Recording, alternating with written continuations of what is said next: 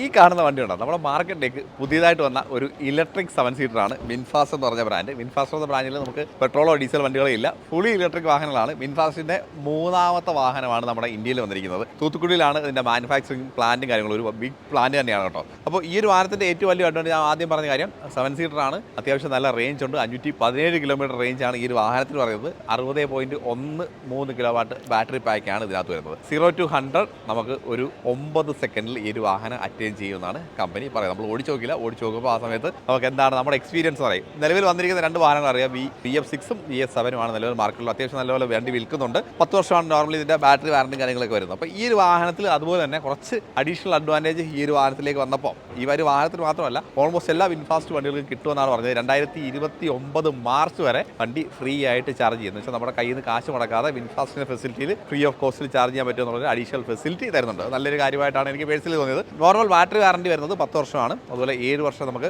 Road side assistance വരുന്നുണ്ട്. Vehicle warranty, total vehicle warranty വരുന്നത് normally നമുക്ക് 3 വർഷം 5 വർഷമൊക്കെയാണ് ടോട്ടൽ വെഹിക്കിൾ വാറണ്ടി വരുന്നത്. 5 വർഷം സസ്പെൻഷൻ വാറണ്ടി വരുന്നുണ്ട്.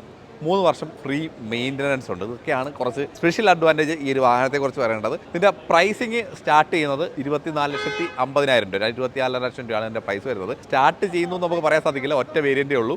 6 colour option exterior, 2 interior colour option, ഇതാണ് വാഹനത്തിൽ വരുന്നത്. അതിൽ ഒരു എക്സ്റ്റീരിയർ കളർ ഓപ്ഷൻ നമുക്ക് ഈ കാണുന്ന ഈ ഒരു ഗ്രേ കളർ, അത്യാവശ്യം രസമുള്ളൊരു കളറാണ്. എനിക്ക് പേഴ്സണലി ഭയങ്കര ഇഷ്ടപ്പെട്ടു. പക്ഷേ ബ്ലാക്ക് ഒരുപാട് പേർക്ക് ഇഷ്ടപ്പെടുന്ന കളറാണ് പറഞ്ഞാൽ ബ്ലാക്ക് നമ്മൾ ആദ്യം തുടങ്ങിയത്. പെരിഫറിയിലെ ആണ് ഇതിൻ്റെ ഡിസൈനും കാര്യങ്ങളൊക്കെ ചെയ്തിരിക്കുന്നത്. വളരെ അട്രാക്റ്റീവുള്ള ഡിസൈനാണ്. സ്ലീക്കായിട്ടുള്ള ഒരു സ്ട്രക്ചർ, ഒരുപാട് കട്സോ കറസോ കാര്യങ്ങളോ ഒന്നുമില്ല. വളരെ ലൈറ്റായിട്ട് ഡിസൈൻ ചെയ്തിട്ടുണ്ട്. അത്യാവശ്യം നല്ല ഒരു സ്ലോപ്പി ആയിട്ടുള്ള ഹുഡ്, വൈഡ് ഹുഡാണ്.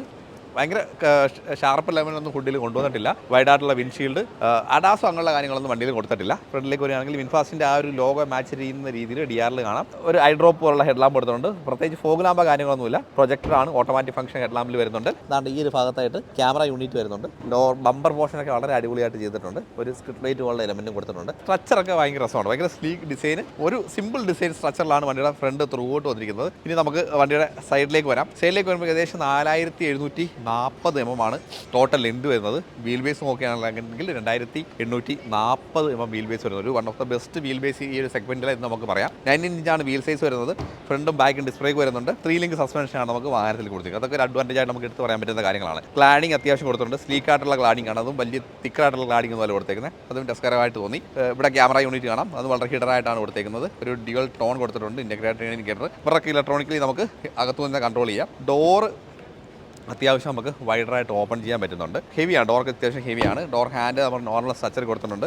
റിക്വസ്റ്റ് കൊടുത്തിട്ടുണ്ട്. അതുപോലെ നമ്മൾ ബെൽറ്റ് ട്രോം ഒക്കെ വളരെ രസകരമായിട്ട് നല്ല ഫിനിഷിങ്ങോട് കൂടിയാണ് ട്രീറ്റ് ചെയ്തേക്കുന്നത്. ഇവിടെ ഒരു piano black element, 2 door area അത്യാവശ്യം നല്ല വലിപ്പമുള്ള ഗ്ലാസാണ് കൊടുത്തേക്കുന്നത്. ഇത് അത്യാവശ്യം നമുക്ക് വൈഡായിട്ട് ഓപ്പൺ ചെയ്യാം. 90 ഡിഗ്രി ഇല്ല എങ്കിൽ അത്യാവശ്യം നല്ല വൈഡ് ഓപ്പണിംഗ് കിട്ടുന്നുണ്ട്.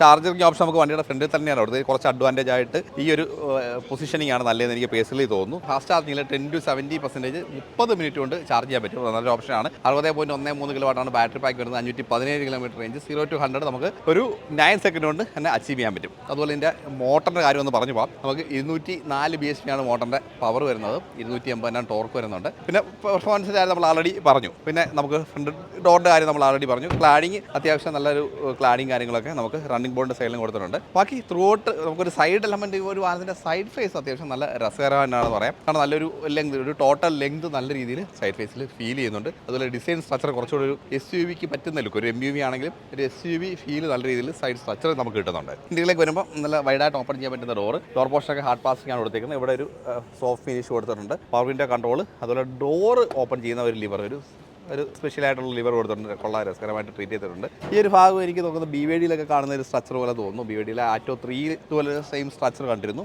ഈ ഒരു ഭാഗത്തായിട്ട് നമ്മുടെ സ്പീക്കർ സിസ്റ്റം വരുന്നുണ്ട്. അതുപോലെ ഇവിടെ നമുക്ക് ബോട്ടിലും ഫയലൊക്കെ ഉള്ള സ്പേസും കൊടുത്തിട്ടുണ്ട്. ഇനി സീറ്റിലേക്ക് വരാം. സീറ്റ് നമുക്ക് 6 way അഡ്ജസ്റ്റബിൾ ആണ്. മാനുവലാണ് അഡ്ജസ്റ്റ്മെൻറ്റും ഇലക്ട്രോണിക് അഡ്ജസ്റ്റ്മെൻറ്റും കാര്യങ്ങളൊന്നും വരുന്നില്ല. ഓക്കെ, അത്യാവശ്യം സീറ്റ് രസകരമാണ് ഇരിക്കാൻ. നല്ല തൈ സപ്പോർട്ട് ഉണ്ട്. അത്യാവശ്യം കംഫർട്ടബിൾ ആയിട്ടുള്ള സീറ്റാണ്. എല്ലാ ഹെഡ് റെസ്റ്റും അഡ്ജസ്റ്റബിൾ ആണ്. ഈ സ്റ്റിയറിംഗിലേക്ക് നോക്കാം. സ്റ്റിയറിംഗ് ടിൽറ്റ് ആൻഡ് ടെലസ്കോപ്പിംഗ് 2 അഡ്ജസ്റ്റ്മെൻറ്റ് ഉള്ള സ്റ്റിയറിംഗ് വീലാണ്. ഈ ഒരു സൈഡിലായിട്ട് voice command, cruise control, phone control എല്ലാം വരുന്നുണ്ട്. ലെഫ്റ്റ് സൈഡിലായിട്ട് നമ്മുടെ ഇൻഫോർടൈൻമെന്റ് സിസ്റ്റത്തിന്റെ കൺട്രോളാണ് വരുന്നത്. റൈറ്റ് സൈഡിലേക്ക് വരുമ്പോൾ നമ്മുടെ ഗിയർ നോബിന്റെ കൺട്രോൾസ് വരുന്നുണ്ട്. പാർക്ക്, ഒരു സിംഗിൾ ക്ലിക്കിൽ പാർക്ക് ചെയ്യാം. ഇവിടെ ലൈറ്റ്, വൈപ്പർ കൺട്രോൾ തുടങ്ങിയ എല്ലാം വരുന്നുണ്ട്. നമുക്ക് ഓൾമോസ്റ്റ് എല്ലാ കാര്യങ്ങളും നമുക്ക് ഈ ഒരു ഇൻഫർടൈൻമെന്റ് സിസ്റ്റം വഴി തന്നെയാണ് കൺട്രോൾ ചെയ്യുന്നത്. ഡ്രൈവ് മോഡിനകത്ത് eco, normal, sport 3 drive mode, regenerative brake system നമുക്ക് പല രീതിയിൽ കൺട്രോൾ ചെയ്യാം. Android auto, Apple CarPlay connectivity എന്ന് വെച്ചാൽ എല്ലാ കാര്യങ്ങളും ഈ ഒരു ഇൻഫർടൈൻമെന്റ് സിസ്റ്റത്തിൽ തന്നെയാണ്. ഇൻഫർടൈൻമെന്റ് സിസ്റ്റവും ക്ലസ്റ്ററും എല്ലാം ഇതാണ് വർക്ക് ചെയ്യുന്നത്. അപ്പോൾ ഒരു സിമ്പിൾ ഓപ്പറേഷൻ, വലിയ കാര്യങ്ങളൊന്നും തന്നെ കൊടുത്തിട്ടില്ല. പിന്നെ ഡാഷ്ബോർഡ് നോക്കുകയാണെങ്കിൽ ഒരു ഫ്ലാറ്റ് സ്പേസ്, ഈ ഒരു ഭാഗത്ത് ക്ലസ്റ്റർ ഇല്ല. അത് ഒരു രസകരം, പല ആൾക്കാർക്കും പല രീതിയാണ്. ചിലർക്ക് ഇഷ്ടമാകാം, ചിലർക്ക് ഇഷ്ടമല്ലാതിരിക്കാം.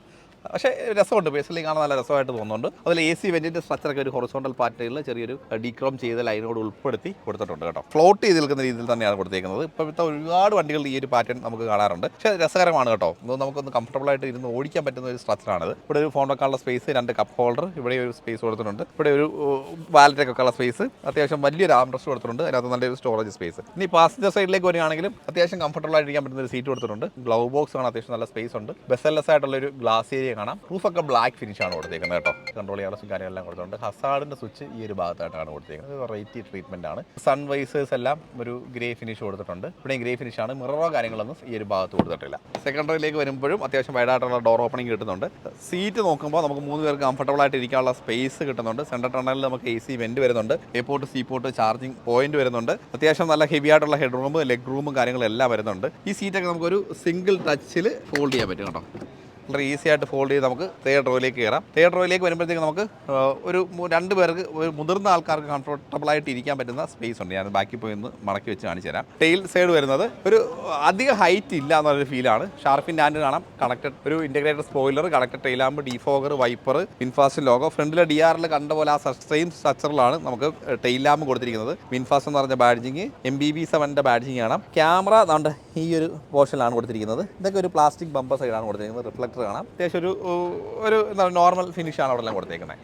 നമുക്ക് ടെയിലൊന്ന് ഓപ്പൺ ചെയ്യാം. 216 ലിറ്ററാണ് നോർമൽ ബൂട്ട് സ്പേസ് വരുന്നത്. 1240 ലിറ്ററിലേക്ക് നമുക്ക് ഈ ഒരു സീറ്റ് ഫോൾഡ് ചെയ്ത് കഴിഞ്ഞാൽ നമുക്ക് കിട്ടും. അതാണ് തേർഡ് റോ വരുന്നത്. നമുക്ക് സീറ്റ് ഒന്ന് തിരിച്ചെടുക്കാം. ഓക്കെ, ഇവിടെ ലൈറ്റും കാര്യങ്ങളെല്ലാം കൊടുത്തിട്ടുണ്ട്. സ്പെയർ വീൽ വരുന്നില്ല, പഞ്ചർ കിറ്റാണ് നമുക്ക് ഇതിനോടൊപ്പം വരുന്നത് കേട്ടോ. ഈ ഒരു സ്പേസ് തേർഡ് റോ എന്ന് കാണിച്ചു തരാം. ഇതാണ് തേർഡ് റോയുടെ സ്പേസ് വരുന്നത്. തേർഡ് റോയിൽ അത്യാവശ്യം കംഫർട്ടബിൾ ആയിട്ട് ഇരിക്കാൻ പറ്റുന്നുണ്ട്. വലിയ പ്രശ്നമൊന്നുമില്ല. ഹെഡ് റെസ്റ്റ് ഒന്ന് വെച്ച് കഴിഞ്ഞാൽ നമുക്ക് ശരി ഒരു നോർമൽ ലോങ് ട്രാവലിൽ കുറച്ച് ഡിസ്കംഫർട്ട് ആയിരിക്കും. ഇത് വേണമെങ്കിൽ ഈ സീറ്റ് ഇങ്ങനെ വെച്ച് കഴിഞ്ഞാൽ കുറച്ചുകൂടെ കംഫർട്ടബിൾ ആയിട്ടിരിക്കാം കേട്ടോ. വലിയ പ്രശ്നമില്ല. നോർമൽ ഒരു 7 സീറ്ററിനെ സംബന്ധിച്ച് കുറച്ച് നല്ലൊരു സിറ്റിംഗ് പൊസിഷൻ നമുക്ക് തേർഡ് റോയിൽ കിട്ടുന്നുണ്ട്. എത്ര കംഫർട്ടാണെന്ന് പറഞ്ഞു കഴിഞ്ഞാൽ കയറി ഇറങ്ങാനൊക്കെ കുറച്ച് ബുദ്ധിമുട്ടാണ്. കുട്ടികൾക്കായിരിക്കും ഏറ്റവും രസകരമായിട്ടുള്ള ഒരു സ്പേസ്. അപ്പോൾ ഇത്രയാണ് ഈ ഒരു വണ്ടിയുടെ വിശേഷങ്ങൾ. ഇതിൻ്റെ പ്രൈസും കാര്യങ്ങളും വരുന്നത് ഞാൻ ആദ്യം പറഞ്ഞു. 24,49,000 രൂപയാണ്. നമ്മുടെ കേരള മാർക്കറ്റിൽ 28.5 ആ റേഞ്ചൊക്കെ എത്താനാണ് സാധ്യത. അപ്പോൾ ഇത്രയേ ഉള്ളൂ ഈ ഒരു വണ്ടിയുടെ വിശേഷങ്ങൾ. കൂടുതൽ ഡീറ്റെയിൽസ് അറിയാനായിട്ട് താഴെ ഡിസ്ക്രിപ്ഷൻ നമ്പർ എടുത്തിട്ടുണ്ട്, അതിൽ വിളിച്ചാൽ മതി.